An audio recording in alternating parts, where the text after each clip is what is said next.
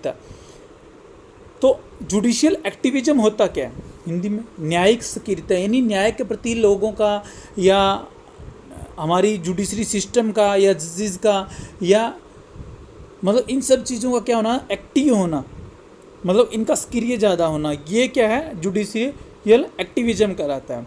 तो last few years की अगर हम बात करें तो इंडियन जुडिशियल सिस्टम की एक ये क्या है कैरेक्टरिस्टिक्स बन चुकी है, फीचर बन चुकी है जुडिशियल एक्टिविज्म।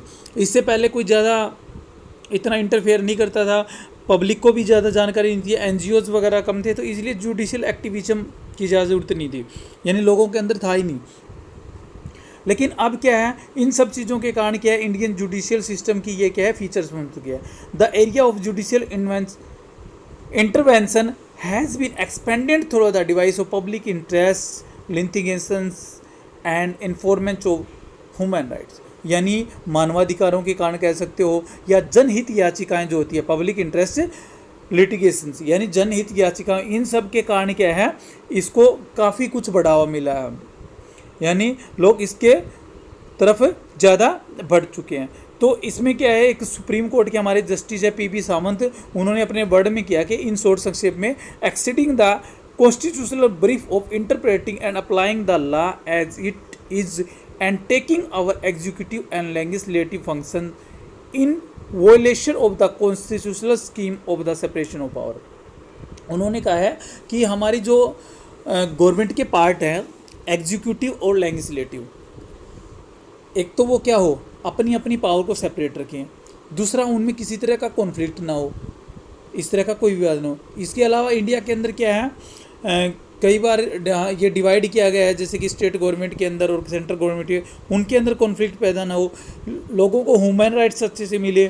तो इन सभी चीज़ों के लिए क्या है जुडिशियल एक्टिविज्म की क्या है ज़रूरत है। तो जुडिशियल एक्टिविज्म किस लिए आता है, ज़रूरत क्यों पड़ती है इसकी, ये किसकी कमी के कारण आता है, गवर्नेंस की कमी के कारण आता है, यानी सरकार की कमी।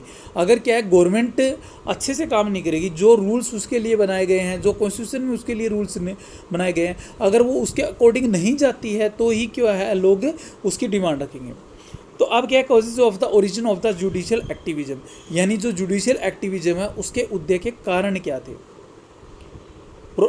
एग्जाम्पल दे रखा है, जैसे कि problem relating environmental pollution and the natural resources of nation.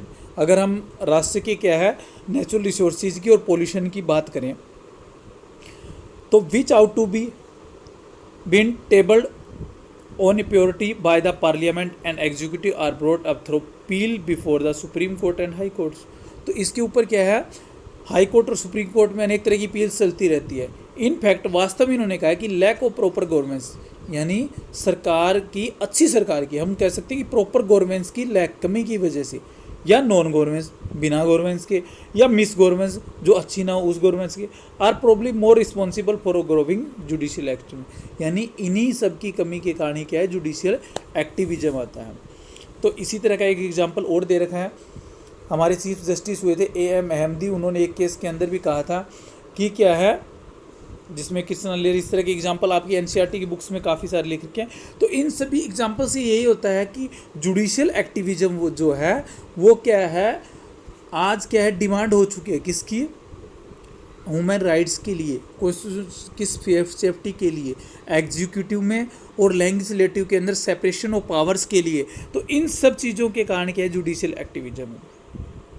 तो गवर्नमेंट हैज़ फेल्ड और has been indifferent, judicial activism has been important instrument for developing of law and to make its broad and general rules applicable to be an incentive our changing society। तो हमारी बदलती हुई जो society है उसके अंदर rules implement करने के लिए, सामान्य रूल्स इम्प्लीमेंट करने के लिए, अच्छे लॉ बनाने के लिए, उनको डेवलपमेंट करने के लिए, तो एक साधन के रूप में क्या है काम करता है, एक इंस्ट्रूमेंट के रूप में काम करता है।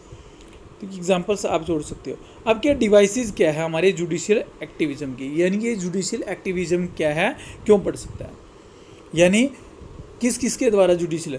फर्स्ट है जुडिशियल रिव्यू। जुडिशियल रिव्यू का मतलब है न्यायिक पुनर्निरीक्षण, हिंदी के अंदर पुनर्निरीक्षण मतलब दोबारा से जांच करना, पुनः दोबारा से, यानी रिव्यू विचार करने के लिए। तो the supreme court and high court have the powers to declare act of the legislature, executive और administration void if they find them in conflict with the constitution or the law of the land। Simple word में बताता हूँ कि हमारे high court और supreme court को क्या है, पावर्स मिली हुई है। अगर हमारी स्टेट गवर्नमेंट या हमारी सेंट्रल गवर्नमेंट, यानी हमारी एग्जीक्यूटिव स्टेट गवर्नमेंट की हो या सेंटर की हो, वो क्या है, कोई इसी तरह का लॉ बनाती है या किसी लॉ को क्या है ऐसा बनाने की कोशिश करती है जो हमारे कॉन्स्टिट्यूशन के बेसिक स्ट्रक्चर के अगेंस्ट हो या ह्यूमन राइट्स के अगेंस्ट हो, हमारे फंडामेंटल राइट्स के अगेंस्ट हो, तो उन सब चीज़ों को क्या है, यानी उन सब चीज़ों को क्या कर सकती है, अनवैलिड कर सकती है, यानी ब्रेक लगा सकती है। कौन? हमारी जुडिशरी सिस्टम। तो आपके गोपालनाथ का एग्जाम्पल काफ़ी बार आया जिसमें कहा गया था कि सेंट्रल गवर्नमेंट क्या है, फंडामेंटल राइट्स के अंदर क्या है, अमेंडमेंट नहीं ला सकती, यानी किसी तरह का संशोधन नहीं कर सकती। केशवानंद भारती में सुप्रीम कोर्ट ने कहा था कि अपने ही मतलब व्यू को चेंज कर दिया था कि पार्लियामेंट क्या है, फंडामेंटल राइट्स में क्या है कुछ चेंज ला सकती है, लेकिन उसको क्या है बेसिक स्ट्रक्चर के अंदर चेंज नहीं ला सकती। यानी वो चेंज तो ला सकती है लेकिन उसके बेसिक स्ट्रक्चर को नहीं बदला जा सकता। तो इस तरह से हम एग्जांपल दे सकते हैं कि ये सारे के सारे एग्जांपल किसके हैं, जुडिशियल एक्टिविज्म के हैं। नेक्स्ट है इंटरप्रिटेशन ऑफ द कॉन्स्टिट्यूशन, संविधान की व्याख्या करना। सुप्रीम कोर्ट को क्या है, फाइनल इंटरप्रीटर है किसकी, संविधान की, हमारे इंडियन कॉन्स्टिट्यूशन की।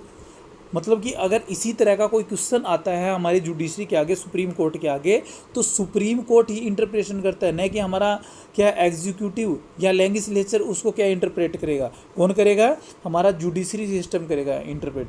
काफ़ी वर्ड ऐसे होते हैं जो आम मतलब कॉमन मैंस है या किसी को समझने के बस की बात नहीं है, जिनको अच्छे से क्या है हमारे कॉन्स्टिट्यूशन के अंदर क्लैरिफाई नहीं किया गया है, तो उनको क्लैरिफाई करने का, इंटरप्रिटेशन करने का राइट्स किसका है, हमारे जुडिशरी सिस्टम का है, जिससे भी क्या है हमारे कॉन्स्टिट्यूशन के अंदर क्या है जुडिशरी एक्टिविज्म आता है। एग्जांपल दिया था मैंने कि हमारे आर्टिकल में लिखा था 72 के अंदर कि जो भी मिनिस्टर बनेगा वो क्या होना चाहिए, हमारे जो लेजिस्लेचर है यानी हमारी पार्लियामेंट का मेंबर होना चाहिए। तो लेकिन उस मिनिस्टर के लिए क्या है कंफर्म नहीं किया गया था कि वो मिनिस्टर प्राइम मिनिस्टर ही होगा या अन्य मिनिस्टर्स भी होंगे।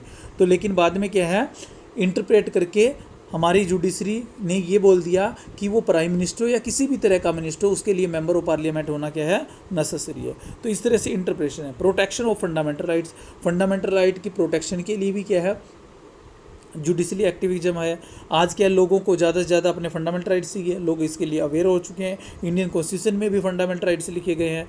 तो इनकी प्रोटेक्शन के लिए क्या है हमें जुडिशियल एक्टिविज्म की जरूरत है। तो एग्जांपल दे रखे हैं, आप एग्जांपल पढ़ सकते हो, आपकी एनसीईआरटी बुक्स में भी दे रखे हैं। पब्लिक इंटरेस्ट लिटिगेशंस यानी जनहित याचिकाएं। आज देखते हो आप समय समय पर क्या है जनहित याचिकाएं लगती है। जनहित याचिका का मतलब क्या है, इसका मतलब है कि मान लो कोई पुअर पर्सन है, वो क्या है अपना केस नहीं लड़ सकता, उसको पता भी नहीं है किसी तरह का, तो कोई एनजीओ हो या कोई अदर पर्सन भी क्या है इस तरह की याचिकाएं लगा करके क्या है उसके लिए डिमांड कर सकता है, किसकी, न्याय की डिमांड कर सकता है। तो ये भी क्या है जुडिशियल एक्टिविज्म का एक एग्जाम्पल माना जाता है। तो ये क्या है इसका मीनिंग एंड इसके एक्टिविज्म के क्या है हमारे डिवाइसेस। Okay, thank you.